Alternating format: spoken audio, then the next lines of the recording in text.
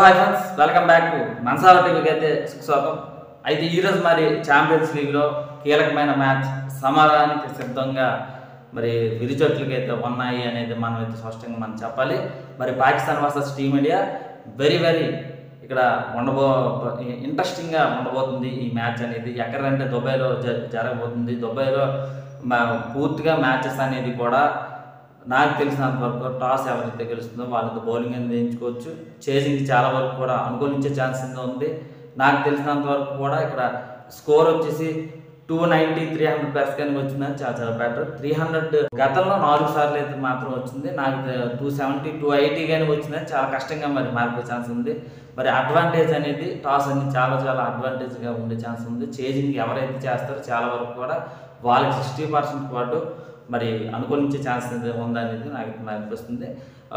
పూర్తిగా ఇక్కడ బలబలలో అయితే చూసుకోముందు ఇంకా మా ఛానల్ ఇంకా సబ్స్క్రైబ్ మాత్రం మర్చిపోకండి, షేర్ అయితే మర్చిపోకండి. కింద నా టెలిగ్రామ్ లింక్ అనేది ఉంది, ఖచ్చితంగా సరే టెలిగ్రామ్ లింక్ అనేది సబ్స్క్రైబ్ మాత్రం మర్చిపోకండి.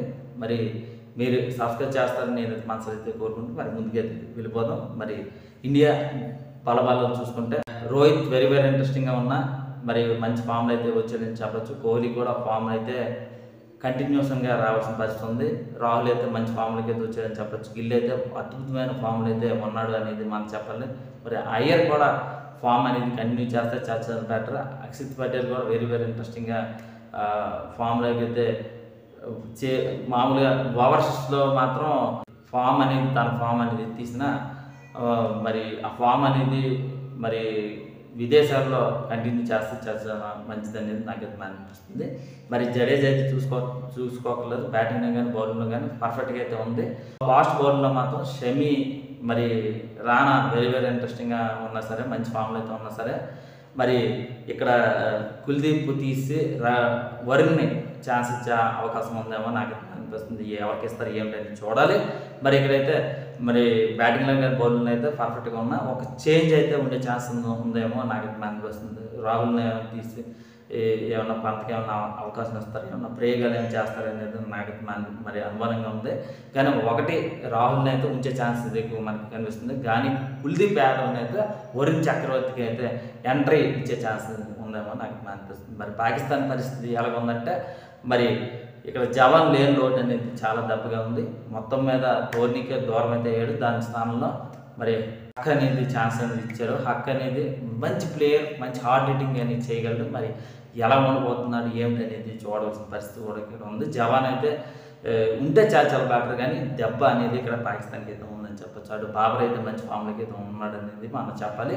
బాబర్ కానీ మనైతే షా నుండి కానీ మంచి ఫామ్లోకి అయితే వచ్చాడు. షా నుండి మంచి బౌలింగ్ కూడా వేసాడు. అఫ్రీది అయితే పూర్తిగా ఫెయిల్ అయితే అయ్యాడు అనేది అయితే మనం అయితే స్పష్టంగా మనం చెప్పాలి.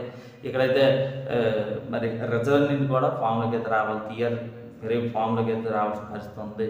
షా అయితే మరి ఫామ్లోకి అయితే రావాల్సింది. రూఫ్ అయితే బాగానే రాణించాడు అనేది మనం చెప్పచ్చు. మరి ఇలా చూసుకున్నాం పాకిస్తాన్ అయితే మరి ఓపెనర్లు బాగానే ఉన్నా సరే మిడిల్ ఆర్డర్ ఫెయిల్ అయితే వస్తున్నారు. బౌలర్స్ కూడా మరి ఫెయిల్ అయితే వస్తున్నారు. కానీ అంత తక్కువ అంచనా వేయకూడదు అనేది నాకు మరి అనిపిస్తుంది. ఖచ్చితంగా సరే 2017 రివెంజ్ ఫైట్ అనేది ఉండబోతుంది టీమిండియాకి. ఖచ్చితంగా సరే టీమిండియాకి గెలాలి.